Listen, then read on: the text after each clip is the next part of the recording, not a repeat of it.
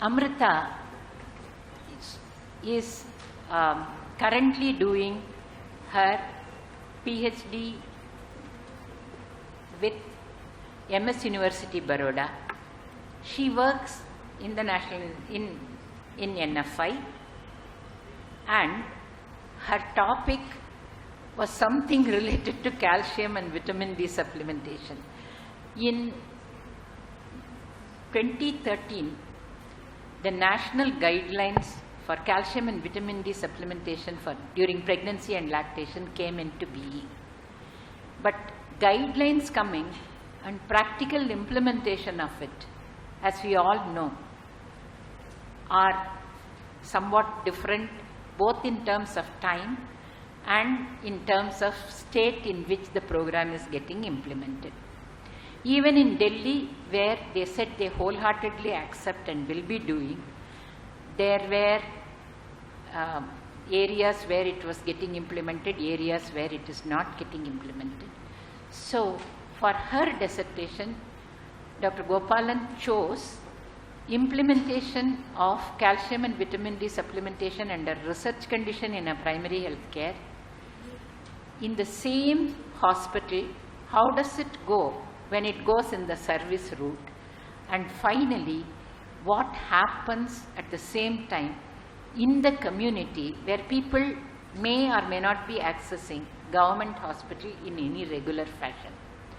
So, all the three settings she has documented current state of the program, and incidentally also course and outcome of pregnancy, nutritional status of the mother, and birth weight of the offspring. Amrita. Thank you, ma'am. Good afternoon. Today I am presenting on the topic weight gain during pregnancy in urban women in dual nutrition burden era.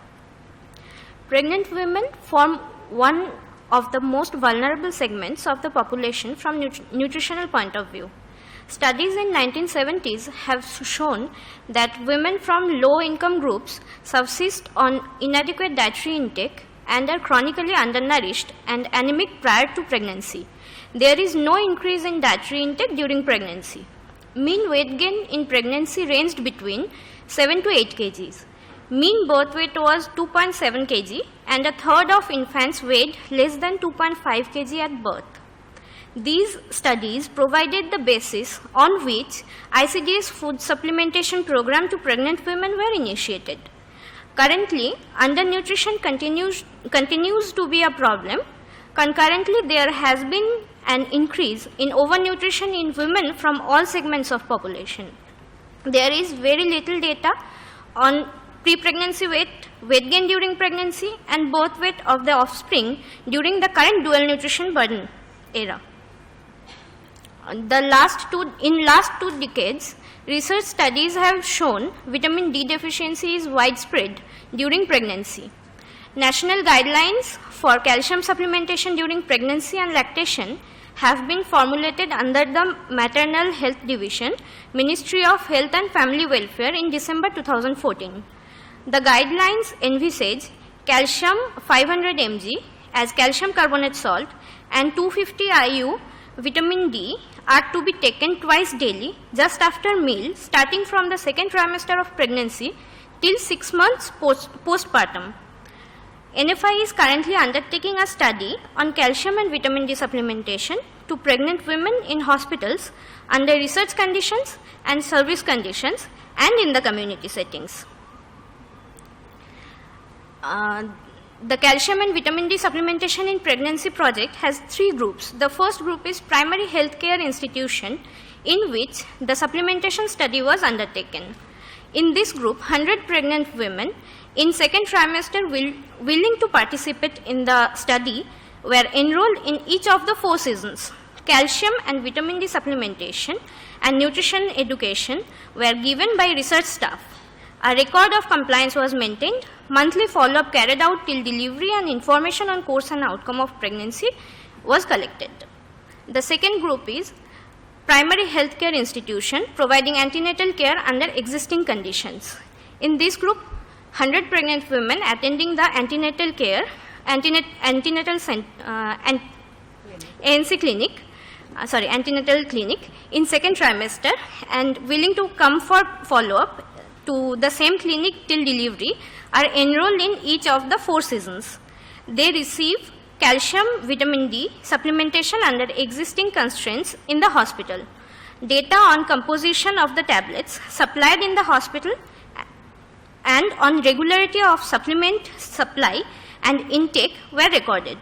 Monthly follow-up carried out till delivery and information on course and outcome of pregnancy is being collected. The third group was community setting. In this setting, to identify pregnant women in 30 Anganwadis in 3 areas of South Delhi, namely Nebsarai, Ladosarai and Andheri Amor, a door-to-door survey has been done. Pregnant women identified during second trimester residing in those areas were recruited throughout the year. Data on the antenatal care from all providers and supplementation prescribed or provided, regularity of intake are being recorded. Monthly follow-up is being carried out till delivery and information on course and outcome of pregnancy are being collected. In all these 3 settings, food frequency questionnaire are administered to all the women enrolled to assess whether there is any seasonal difference in the food consumption pattern. In a subsample, diet survey are being done using 24-hour dietary recall. Data on type and regularity of supplement provided, compliance rates and course and outcome of pregnancy in these 3 groups will be compared at the end. Data on socio-demographic profile was collected using pre-tested standardized proforma. During follow-up for the calcium and vitamin D supplementation study, women were regularly weighed when they come to hospital and once in a month in the community setting. Delivery details were collected. In community settings, data on pre-pregnancy weight as well as weight 3 months after delivery were available in many women. Based on these data, it was possible to calculate the actual weight gain during pregnancy and changes, if any, between pre-pregnancy weight and post-pregnancy weight. Data from these analyses are presented in the following presentation. A total of 1,235 women were enrolled, including all the 3 groups. Table number 1 shows number of pregnant women enrolled in the different settings. A total of 4,568 follow-up visits were available with weight of pregnant women from all the 3 settings. From the follow-up data in all the 3 studies, weight for gestational age was computed. The table number 2 shows number of visits with weight in all the 3 settings. In these settings, height was available in 1,226 pregnant women. The mean height of women in these studies was 151.3 plus minus 5.48 centimeter. There has not been much change in the mean height of women over the last 4 decades. Comparison of data from studies conducted in 1970s and 80s showed that the mean weight in women had shown an increase of over 5 kg. Data from national surveys have also shown that mean weight in women in their 20s have increased by 5 to 6 kg in different states. Table number 3 shows mean weight at different gestational age. Based on the data on weight from follow-up data, mean and median weight in different periods of gestation were computed and weight for gestational age chart was prepared. There was a dip in the weight during first trimester, mainly attributed to nausea and vomiting in the first trimester. Thereafter, there was a progressive increase in the mean weight in relation to gestational age. The mean weight gain in the whole group during pregnancy was 8.1 kgs. At the 90th percentile, the weight gain during pregnancy was 9.3 kgs, and at the 10th percentile, the weight gain during pregnancy was 7.4 kg. The difference in weight gain during pregnancy in different tertiles was ranged between 7 to 10 kg. This difference in weight gain was largely due to difference in the stature, that is height of the women belonging to different weight tertiles. all the subjects having both weight during early second trimester of pregnancy, that is 14 to 16 weeks, and birth weights were taken together from all the 3 settings and were sorted according to the maternal weight tertiles to see the effect of weight during pregnancy on birth weight. The same procedure was repeated to see the effect of weight during late third trimester on the birth weight. In 250 subjects, weight at early second trimester, that is 14 to 16 weeks, and birth weights were available. In 362 subjects, weight both at 36 and above weeks and birth weights were available. There was a gradient in birth weight in relation to weight tertiles at second and third trimester. The difference in maternal weight and birth weight were due to differences in the height of the women. Table number 4 shows that there is statistically significant difference in the maternal height in different tertiles. The differences in the second and third trimester weights and birth weights between weight tertiles is due to the difference in the stature of the women belonging to different tertiles. Data from other NFI studies show that the prevalence of undernutrition in 18 to 29 years of age is 12.1%, 54% are normally nourished, and 33.9% are overnourished. It would therefore appear that undernutrition, that is wasting, is no longer a major problem in the group of population investigated. But overnutrition is seen in 1/3 of the population. An attempt was made to assess what is the residual weight gain after pregnancy in community setting. In 121 subjects, pre-pregnancy and post-pregnancy weights were available. Mean weight and BMI is shown in the table number 5. Mean height of these women was 151.9 centimeter, 151.9 plus minus 2.28 centimeter. There was a 2.7 kg increase in the post-pregnancy weight. The increase in weight is statistically significant. More than 1/3 of the subjects were overweight during both pre-pregnancy and post-pregnancy. In pre-pregnancy, the overnutrition rate was 40%, and in pre-pregnancy, the overnutrition rate was 45%. In contrast to only 9.1% in the 1% underweight in the pre-pregnancy and 5.8% of underweight in post-pregnancy. Data shows even with 8 kg pregnancy weight gain, there is a residual weight gain of about 2 kg after pregnancy. More than 90% of women are normally nourished or overnourished, thus they may not require food supplementation. The observed differences in the pregnancy weight and birth weight are not related to only weight but related to the maternal stature.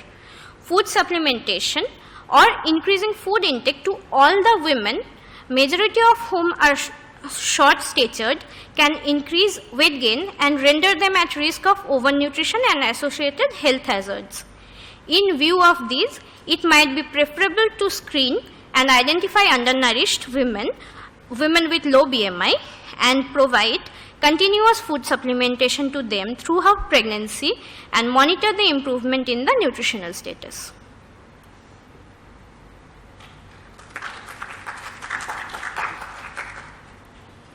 Thank you, Amrita.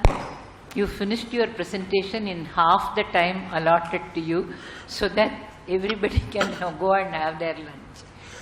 You know, we were very, very impressed with the way she has collected the data and used it not only for her thesis objective, but dual nutrition burden is a major problem across. And the data that she has collected, which was available to her, could show weight on this. So she chose a topic from her thesis study, but not related to thesis objective, to this audience, which is really involved in studies pertaining to triple nutrition burden. So dual nutrition burden in pregnancy and its implications to existing national program has been the focus of this presentation. questions. I'm sure there are many questions, and since you finished 15 minutes ahead of time, 15 minutes is available for questions. Yes, Pulkit. I just wanted to know at what point did you measure the post-pregnancy weight? Because the mother will have a lot of fat stores which get used up during lactation. After 3 to 6 months postpartum.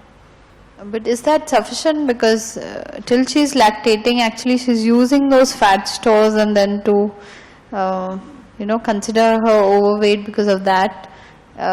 Would it be better if we looked at that, maybe 1 year down the line if she's still breastfeeding? It would be looked at by another PhD scholar. Okay. She is Anshi. Because, it's kind of unfair if you just say that she's put on and that's leading to obesity. It might be the fat stores which are very essential for the lactation to happen adequately. Pulkit, I will add 2 bits because the question you ask has multiple foci. The data that came from NIN studies, our own studies, which showed that there is a progressive reduction in body weight during the first 6 months of lactation, and thereafter over the next 2 years there is a recovery, is something that is quoted till today. But today the situation is quite different. We do not have that many undernourished women, and the data from the calcium study, which is now 80-year-old, there we also took the weight of women, showed for the first time in lactation there is no reduction in body weight in the first year. I was surprised. I said, ये तो हम सही नहीं लिया, शायद ये objective नहीं था, किसी ने कुछ गलती किया. Since then we have done 3 studies, one on nutrition infection, where again the focus was on infant, but the mothers were weighed because infant feeding practice and infection was the focus. And to our surprise we found that, look, there is no reduction in body weight between, let us say, 3 months and subsequent months. Postpartum 3 months we allow because that is a reversal of pregnancy induced hydremia, fat, placenta, everything. But 3 months to 12 months, in that study, which was over 5 years, we did not find any difference. This time again we have allocated that to another thesis, and results essentially are the same. Since all this data were available, we allowed her to take any weight between 3 and 6 months. We need to honestly, in the next symposium we will present that data, we need to honestly look at food supplementation to lactation women for the first 6 months, because that will again perhaps fuel overnutrition unnecessarily. Thanks. That is the kind of question which makes a huge difference to a student audience. Dr. Sharma. Well, I want to know, did you really see whether they were breastfeeding? Because if they are not breastfeeding, they will not reduce the weight. In fact, they are likely to retain the weight gained during pregnancy or maybe add because they will be eating more. Since they are partly, they may be. And also, Dr. Sharma, the first presentation in the afternoon session is Kamini Prabhakar. She shows what is the infant feeding practice in the same population, how intensely they breastfeed, how exclusively they breastfeed, how because of these two, their infants are not showing any reduction in body weight in the first year. So the intensity of lactation, the duration of lactation in all these women. But is that the separate group or the same group? The same group. The group is the same. Pregnancy she has taken. No, but same subjects? Same subjects. But then this particular group where you are giving the calcium and the vitamin D also you are studying, isn't it, I mean, unless we see whether they are really breastfeeding, That's what we I'm cannot trying to tell say you. the effect on weight gain. The calcium and vitamin D supplemented group deliver. The minute they deliver, they become subjects for the use of mother-child protection card for growth monitoring and infant feeding and infection interactions. So it is the same population. Not all subjects are common. Where we have chosen, their infant feeding practices are available in the cohort. You will hear that post-lunch. Can I now thank Amrita with the basket without forgetting, and then we adjourn for lunch. Can I just... Yes, Dr. Sharma, sorry. You know, if you remember, long back, you know, we did a study on triple burden, Dr. Sushma Kashyap and myself. You know, where we observed was, because we did it up to 1 year of postpartum. And what we observed is that by 6 months post-lactation, they come back to the normal weight. Here, you know, what you have shown is that almost about 2 kg of weight is gained, which means if supposing there are 3 pregnancies, they will add on 6 kgs of weight, which will really lead to an problem of obesity. Answer is yes. Dr. Sushma Kashyap's study in Bhatti mines and thereafter was in 1990s in a population where 40% were undernourished. This is a population where you will see Anshi's data, 10% is the undernutrition in 20 to 30 years. In the last presentation today, you will see in the 20 to 30 age group, in this population, which is not laborers, which is low middle income group, majority of whom are housewives, the overnutrition rate in the 18 to 30 is 1/3.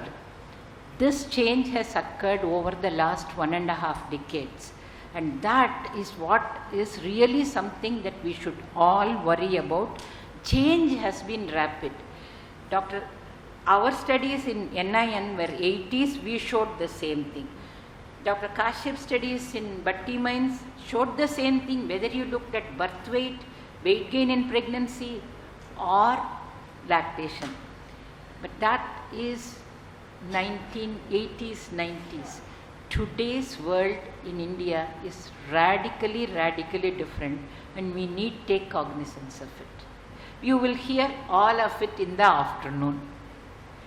Any more questions? If not, yes. Anshu, did you find any cases of allergy or reaction to Imfron? You gave injections of iron. Did you find any reaction to those? Because there are some cases who, by injection,